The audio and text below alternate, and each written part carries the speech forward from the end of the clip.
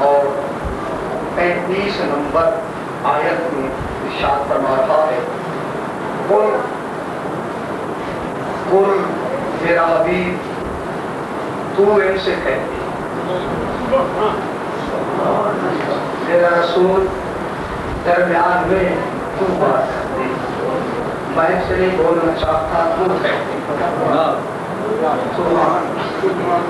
میرا حبیب میں نس کہتا ہوں میرا حبیب میری نمائندگی کر کے تو کہتے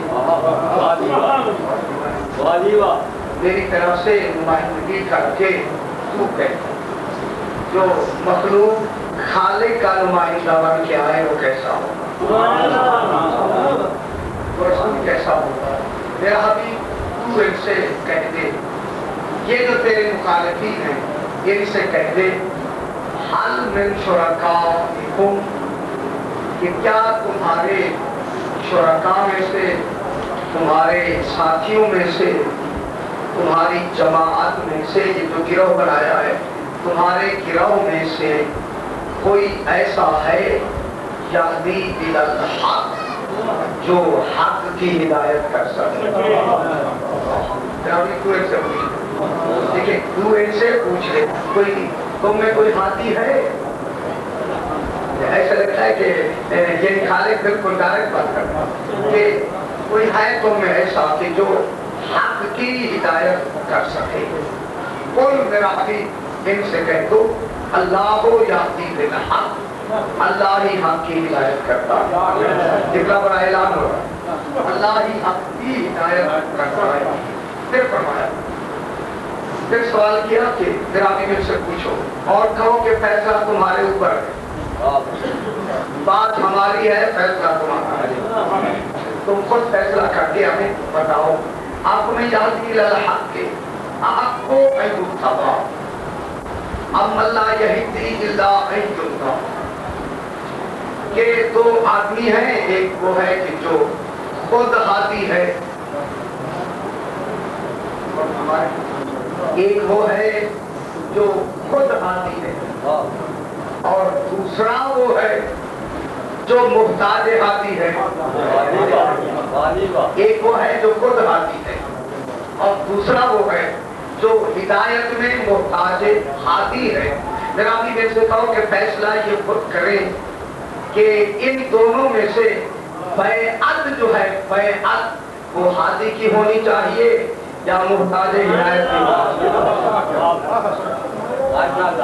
کی یہ خود فیصلہ کر کے بتائیے کہ کن کی پیروی ہونی چاہیے کن کی بیعت ہونی چاہیے بیعت کر کے نجات کس میں ملے گی آیا اس کی جو بھی محتاج ہادی ہے جسے ابھی راہ ہدایت ہی نہیں ملی وہ اس کی بیعت کر کے کوئی جنت میں کب پہنچ سکتا ہے یقیناً وہی ہوگا کہ جو ہادی بن کے آیا ہے اسی کی بیعت ہوگی اسی کی پیروی ہوگی ہمارکم کیفا تحکمون تمہیں کیا ہو گیا ہے کہ یہ کیا کیا فیصلے کرتے ہو جناب کے نفسی ترجمہ رات جہاں بات پہنچی ہے اسی سے کیونکہ آج آخری مجلس ہے اور بات کو بالکل درمیان میں رہ گئی 10 بجے سے ختم ہو گئی اور وہی صحیح طور پہ مضمون پوری طرح اس منزل تک نہیں پہنچا آج آخری مجلس ہے کوشش ہوگی کہ اس مجلس میں تھوڑا سا ہادیوں کا نتیجہ بھی دیا جائے کہ ہادی کے لگتے ہیں اگر یہ بھی تھوڑا سا مجھے نتیجہ دینا ہے اور خالق بتا کہ تیرے نزدیک جسے تو ہادی بنا کے بھیجتا ہے وہ کیا اہمیت لے کے آتا ہے دین تو سارا تیرا ہے تیرے دین میں ہادیوں کی کیا اہمیت ہے سنی غور نہیں فرمایا آپ نے میں کیا کہہ رہا ہوں دین تو سارا تیرا ہے شریعت تیرے نظام کا نام ہے تیرے آئین کا نام اسلام ہے، اس آئین میں ان کی کیا حیثیت ہے؟ انہیں ہادی بنا کے بھیجا ہے، آخر انہیں بھی تو سارا دین جو تیرا ہوا پھر یہ تیرے کیا لگتے ہیں؟ انہیں کیا اہمیت دی ہے؟ یہ جنہیں ہادی بنا کے بھیجا ہے۔ بس بات یہ میں نے ختم کی تھی کہ جناب اسے یوں بات کروں، انسان اس دنیا میں جب آتا ہے تو مطالب کلیات لے کے آتا ہے، کلیے سیکھ کر آتا ہے۔ کلیات جسے تصورات کہتے ہیں وہ فطرت میں سیکھ کر آتا ہے، اس کی فطرت میں وضعیت کر دیے جاتے ہیں، یہ سیکھ کر آتا ہے۔ جب ان کلیات کی جزیات کا مرحلہ آتا ہے اس وقت انسان دھوکہ کھاتا ہے، اسی دھوکے کو دور کرنے کے لیے ہادی کی ضرورت ہوتی ہے، اسی دھوکے کو دور کرنے کے لیے ہادی کی ضرورت ہوتی ہے۔ اب وہ ہادی کیا لے کے آتا ہے؟ دیکھیں جناب، اسے میں تھوڑے سے وقت میں یوں کہہ دیتا ہوں کہ جتنی انواع عالمین ہیں، جہاں میرے ساتھ ساتھ رہے وقت تھوڑا ہے، جتنے انواع عالمین ہیں، نوعے ہیں، نوعے، افراد نہیں، فرد کی بات نہیں، فرد آپ کہہ نہیں سکتے اسے نو میں، جتنی عالمین میں نوعے ہیں ان نو کے لیے جتنی جزیات ہیں ان تمام جزیات کو امور کہتے ہیں۔ اچھا، ان تمام جزیات کو امور کہتے ہیں۔ یہ حکم ہے، یہ حکم ہے، یہ حکم ہے، یہ حکم، سمجھ رہے ہیں نا؟ امر کی جمع کیا ہے؟ امور۔ ہر نو کے الگ الگ امور ہیں، ہے نا؟ امور مانے حکم جناب۔ ایک نو لے، خدا کرے اس نو کے کتنی امور ہیں؟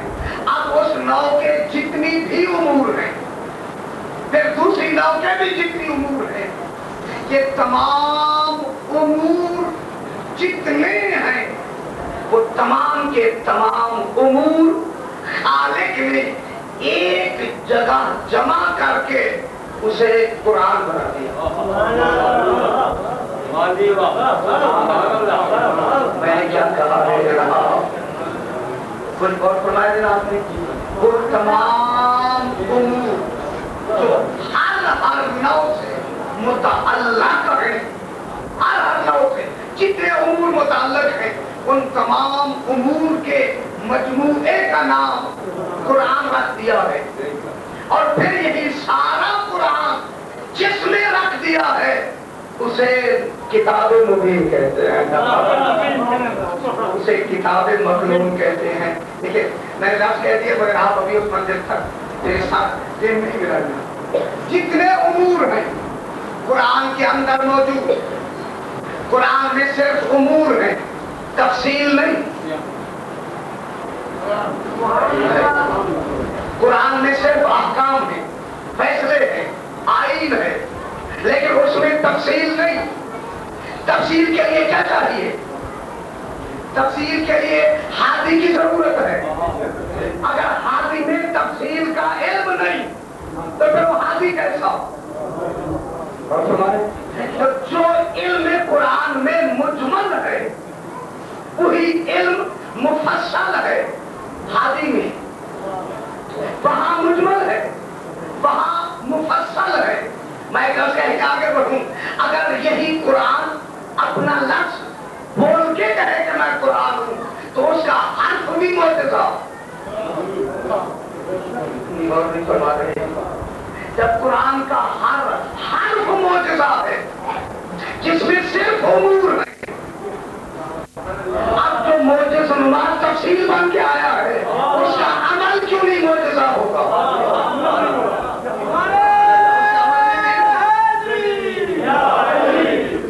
اس کا عمل کیا ہوگا؟ اس کا عمل معجزہ ہوگا۔ جب کون معجزہ ہے تو پھر عمل بھی معجزہ ہوگا۔ जनाब आप उनके अमल को समझ नहीं सकते जब तक कि वो खुद ना समझाते। उसने काम किया है, मासूम हाथी ने काम किया है, जब तक वो काम की तरफ आप उसकी हकीकत से बेखबर हैं। बाखबर तब होंगे जब वो हकीकत बता देगा, क्योंकि वो मोजिज़ नुमा है। वो मोजिज़ नुमा है। मैं एक छोटा सा वाक़या करता हूँ। जनाब हस्मा इब्ने आजुन ये 8वें इमाम का खास सहाबी है। अल्लाह हस्मा इब्ने आजुन इमाम रिज़ा अलैहिस्सलाम का खास सहाबी है। और इमाम रिज़ा अलैहिस्सलाम के ज़माने में बादशाह कौन था? घबरा की समाज पर मामून रशीद था। मामून रशीद उस वक्त बादशाह और सरकार इमाम रिज़ा अलैहिस्सलाम इनकी जो बेटी है वो सरकार के घर गई और सरकार वही रहते हैं। बगदाद में ही एक शख्स है जिसका नाम सभी दैलवी लिखा, ये दैलम करने वाला है और ये बहुत बड़े कुफ्ते पर मामून के यहाँ मुलाजिम है सभी। और ये सभी इमाम से भी मोहब्बत करता है, इमाम का मानने वाला भी। इसने इसी सभी दैलवी ने आके वाकया बयान किया हस्मा को। हस्मा ने इमाम से वाकया बयान किया तो मैं वाकया तक पहुंचा कि हकीकत इमाम को हम नहीं समझ सकते, अमल इमाम मोजिज़ा होता है। अब वो सभी दैलवी कहता है कि मैं मामून से इजाजत लेकर रात को अपने घर गया। अब हस्ब मामून घर रहता हूँ। रात जब काफी छा गई ना, मेरे दरवाजे पर दस्तक हुई। जब दस्तक हुई तो मैंने आके दरवाजा खोला तो देखा कि मामून का भेजा हुआ कासिद मेरे दरवाजे पर खड़ा है। मैंने कहा इस वक्त आप पर आना क्यों हुआ? कहने लगे मामून कह रहे हैं जिस हालत में अभी मेरे पास पहुंच जाओ। ये कहता कि मैं उसी तरह जैसे खड़ा था उसके साथ चल गया और उसके जब कमरे में गया तो मैंने देखा बहुत ही रोशनी है उस कमरे में और मामून भी बैठा हुआ है और आगे कुछ आदमी भी बैठे, कुछ आदमी बैठे। मैंने सलाम किया, मुझे उठा दिया। कहता है सभी तुम्हें मालूम है कि तुम्हारा मर्तबा और मेरा ताल्लुक तुझसे क्या है, कि मैं तुझ पर एतमाद करता हूँ। उसने कहा कि हाँ आपका एतमाद मुझ पर बहुत ज्यादा है, लिहाजा मैं भी आपके एतमाद को ठेस नहीं पहुंचाना चाहता। ये कहकर मामून कहता है कि वो जो चारपाई पे चादर पड़ी है जरा चादर हटाओ। सभी कहता है मैं खुद उठा और उठकर अब तो मैंने चादर हटाई, क्या देखता हूँ कि उस चारपाई पर बहुत सी तलवारें पड़ी, बिल्कुल नई, और जिसे साइकिल किया हुआ है बिल्कुल नई धार लगी हुई है और वो तलवारें बढ़ाती है। अगर मैंने तलवारों को देखा मैं समझ नहीं सका कि ये मुझे इसका क्यों और रात के बाद यहाँ तलवारें यहाँ क्यों।